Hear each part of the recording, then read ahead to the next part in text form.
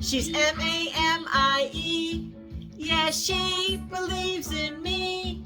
She reads a story from a book or two. She's M-A-M-I-E. Mammy's Corner! Hello, my littles. Welcome to Mammy's Corner, and I'm Mammy. But you already knew that, didn't you? Yes, you did. It is time to say our affirmations. Are you ready? Are you ready? All right, say it really loud. Ready? I am loved. You sure are loved, my littles, but let's say it louder one more time. Ready? I am loved. Good job. Now, besides your parents who loves you, that's right, God loves you. But who else loves you? Mammy loves you, and don't you go forgetting it. Ready for the next one? All right, here we go. Ready? I am good. Are you good? You are, but let's say it louder. Ready? I am good. Very good. Now for the last one. I am kind. You sure are kind, my little. But let's say it again. Ready? I am kind. Good job, my littles. Now, before I forget, make sure you take your remote, arrow the button down, move it over, and give Mammy a thumbs up to let me know that you like the stories that I read to you.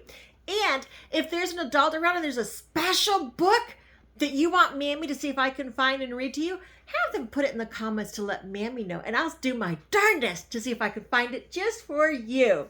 All right, let's get comfy. Are you in a favorite chair? Get ready to cuddle with somebody?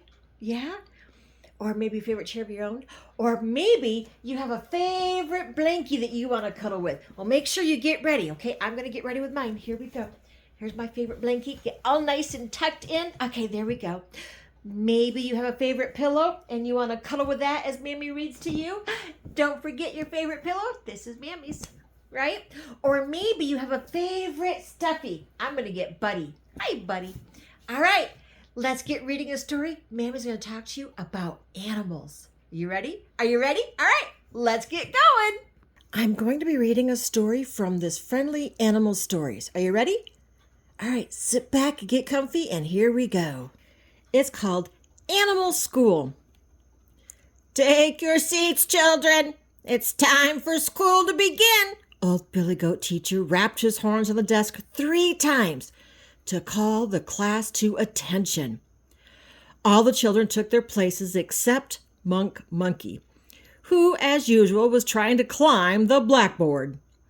When he realized that everyone was looking at him, he hopped down and took his seat in the last row next to Rab Rabbit. Now we will call the roll, said the teacher. He called out their names. Chip Chipmunk was present, and Otter, and Muskrat. Kanga Kangaroo was there, although she didn't want to be.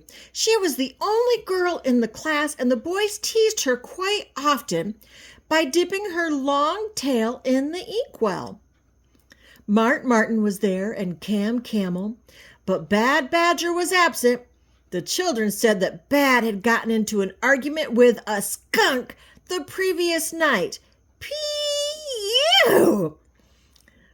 Bad's mother had washed and scrubbed him 3 times and hung him out to dry. But he wasn't dry enough yet to come to school. Unexcused absence, said teacher. Old teacher declared sternly. It's a beautiful sunshiny day. He should simply have dried out by this time. It was a sunshiny day, all right. The sun shone down through the schoolroom window and on Rab Rabbit in the back row of seats. It made him feel quite drowsy. That finishes roll call, said the teacher. Now we will have our history lesson. He peered over his glasses at the back row. That is, he said loudly, we'll have it if Rab Rabbit will kindly wake up. Psst, whispered Monkey and gave Rab's little ears a pull. Wake up! Rab woke up. Old Billy Goat Teacher opened the history book and read the first question. How did the buffalo get its hump? He looked at his class expectantly. Who can answer? He asked. Nobody said anything. Come now, the teacher began to look impatient. Surely somebody has studied the lesson. Timidly, Kanga Kangaroo raised her paw. I think I know, she said. Stand up when you recite, said the teacher. I've told you that before. But if I don't sit on my tail, the boys will... Kanga stopped in confusion. She didn't want to be a tattler. Still, she did dislike having her tail dipped in the inkwell. Every time she went home with a blue tail, her mother said, Well, since you've got to wash your tail anyway, you may as well wash it by mopping the kitchen floor with it. But now, Kanga stood up in front of the class at her desk. So, how did the camel get his hump? The teacher repeated. Many years ago, started Kanga, the buffalo was a long, thin animal. It was so long and thin, it was ashamed. So one day it took a fast run and crashed head first into a big stone cliff. It hit so hard that its face was smashed flat, and its back was pushed up into a hump. Then it was short and stout and happy. And that is how the buffalo got its hump. Good, good, said the teacher. You may sit down now. But I can't sit down, wailed Kanga. The boys, they have... But she didn't want to be a tattletale. So she sat down on her inky, wet tail. Behind her, all the boys were giggling.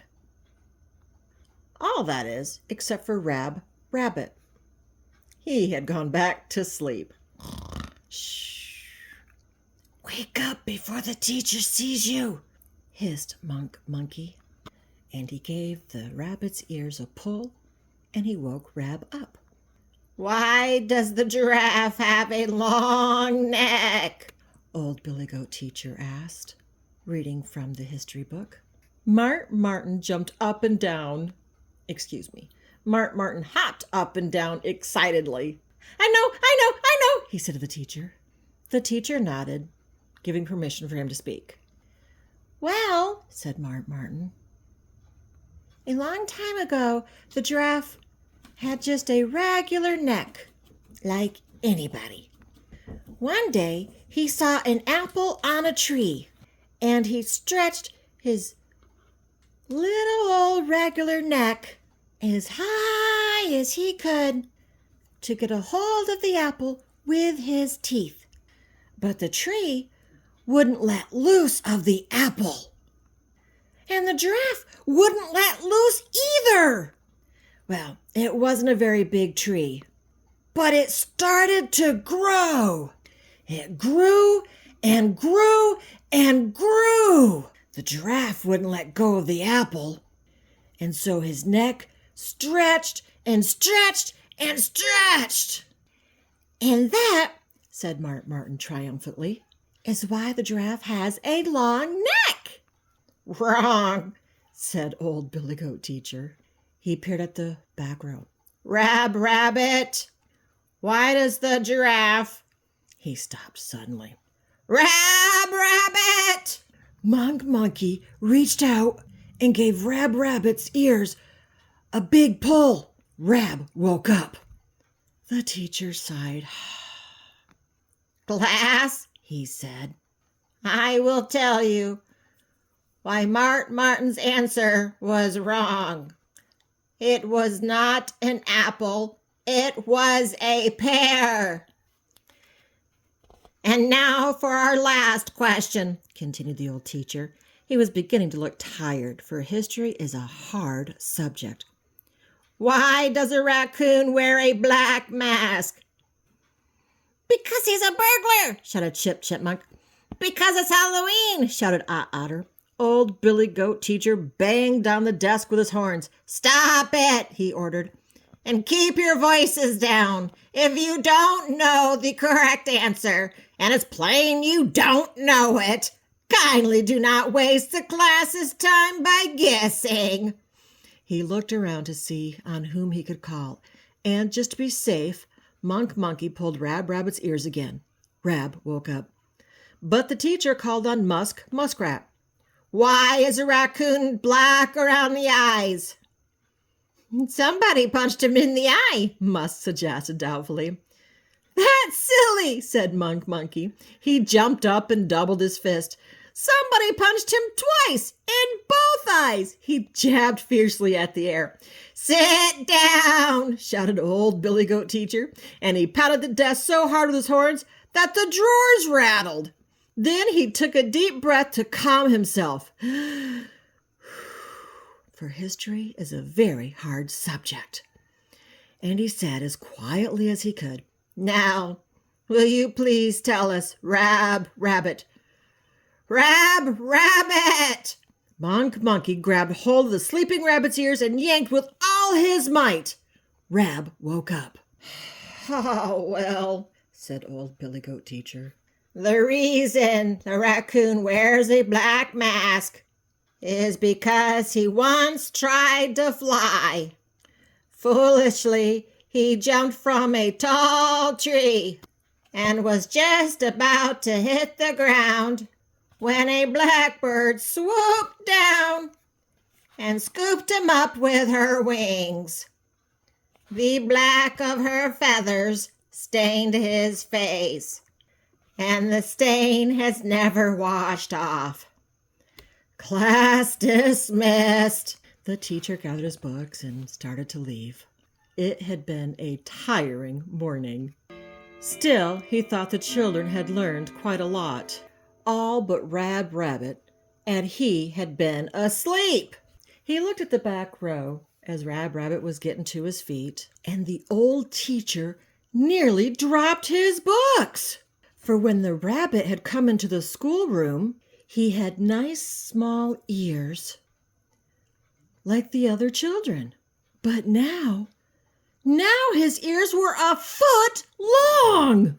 Monk Monkey had pulled them so hard and so much that he stretched them out like taffy. Ha ha ha, said old Billy Goat Teacher as he opened his book and started writing in it. I must put this in the history book as a lesson right away. Question: how did the rabbit get long ears? The end. What? Did you hear what the old Billy Goat Teacher was asking about history? Do you think that's true? Is that how a camel got his hump? Oh my goodness, that's so silly. Wasn't that silly? If you like these silly stories, will you make sure that down below that you give Mammy a thumb up, let me know that you like your stories. I appreciate that. And if there's a special story that you want me to read, make sure you have an adult put it in the comments to let Mammy know, and I'll do my best to see if I can find it. So that's the end of this story for right now. I hope you enjoyed it. I hope you got a lot of chance to cuddle with your favorite blankie, your favorite pillow, or favorite stuffy, or maybe in your favorite chair, or maybe with your favorite person you cuddled with as Mammy read. I hope that was nice. Okay, so when Mammy says that's the end, what do? That's right. So at the end, I ask you, besides your parents who loves you, that's right, God loves you. But who else loves you? Mammy loves you. Shh. But Mammy loves you bestest. Until next time, my littles, be good and be kind.